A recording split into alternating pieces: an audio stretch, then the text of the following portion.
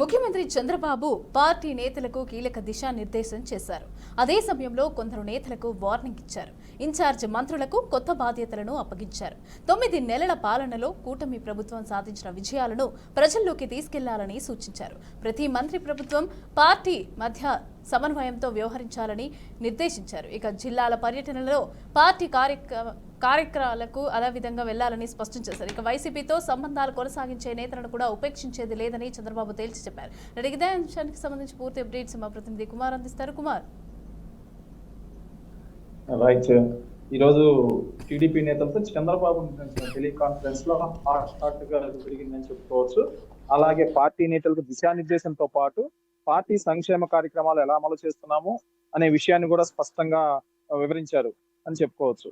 అంటే పార్టీలో గ్రూప్ తగాదాలు ఎక్కువని అని ఒక ఇంటెలిజెన్స్ నివేదిక ప్రకారం గ్రూప్ తగాదాలకు అందరూ దూరంగా ఉంటూ, అలాగే కూటమి నేతలతో విభేదాలు లేకుండా పార్టీ నేతలకు దిశానిర్దేశం చేశారు చంద్రబాబు నాయుడు.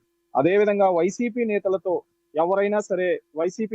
ఎవరైనా సరే సత్సంబంధాలు నడిపితే ఎట్టి పరిస్థితుల్లో మిమ్మల్ని క్షమించేది లేదంటూ పార్టీ కుల మత వర్గాలకు అతీతంగా సంక్షేమ పథకాలు అమలు చేయాలంటూ కూడా ఒక నోట్ అయితే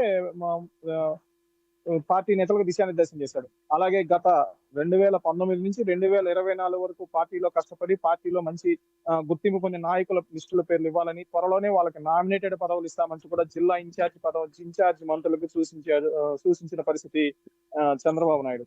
అలాగే దాని తర్వాత సంక్షేమ కార్యక్రమాల్లో మాత్రం వివక్ష ఉండొద్దు అని చెప్పి గట్టిగా పార్టీని, అంటే మన పార్టీ వాళ్ళకి ఇవ్వాలి లేదంటే కొంతమందికి ఇవ్వద్దు అనేది లేకుండా పార్టీ సంక్షేమ పథకాలు అర్హులైన ప్రతి ఒక్కరికి పార్టీ సంక్షేమ పథకాల అమలు ఉండాలి, అందరికీ సంక్షేమ పథకాలు అందాలని చెప్పాడు. నామినేటెడ్ పదవులకి భర్తీ, త్వరలోనే నామినేటెడ్ పదవులు, అంటే పార్టీలో ఉన్నటువంటి కొంతమంది ముఖ్య నేతలకి నామినేటెడ్ పదవుల ద్వారా పదవులు ఇస్తాము, ఎవరు అసంతృప్తి పొందవద్దని చెప్పిన పరిస్థితి కూడా ఉంది. అలాగే రాష్ట్రంలో ఉన్నటువంటి 21 దేవాలయాలకు చైర్మన్ నియమిస్తాము, ఆ చైర్మన్ కూడా పార్టీకి కష్టకాలంలో అండగా నిలబడినటువంటి పేర్లను సూచించమని చెప్పి జిల్లా అధ్యక్షులకు చెప్పిన పరిస్థితి.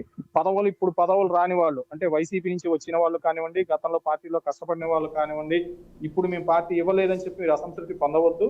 2 ఏళ్లలో కొత్త పదవులు వస్తాయి, ఎమ్మెల్సీ లాంటివి కానీ, లేదంటే చైర్మన్ పదవులు కానీ, లేదంటే మున్సిపల్స్ కానీ, లేదా కార్పొరేషన్ చైర్మన్స్ పదవులు కానీ, ఇలాంటివన్నీ ఇస్తామని చెప్పి మీరు పార్టీ నేతలతో ఇదిగా ఉండాలని చెప్పి గట్టిగా చెప్పాడు. అదే విధంగా వైసీపీ నేతలతో మీరు ఎవరు టచ్ లో ఉన్నా మీ మీద నేను చర్యలకు సిద్ధం అంటూనే సంక్షేమ కార్యక్రమాల్లో మటుకు అందరికీ చెప్పడం మటుకు చంద్రబాబు నాయుడు యొక్క రాజకీయ చాణక్య దానికి అర్థం పడుతుంది. Right, thank you Kumar.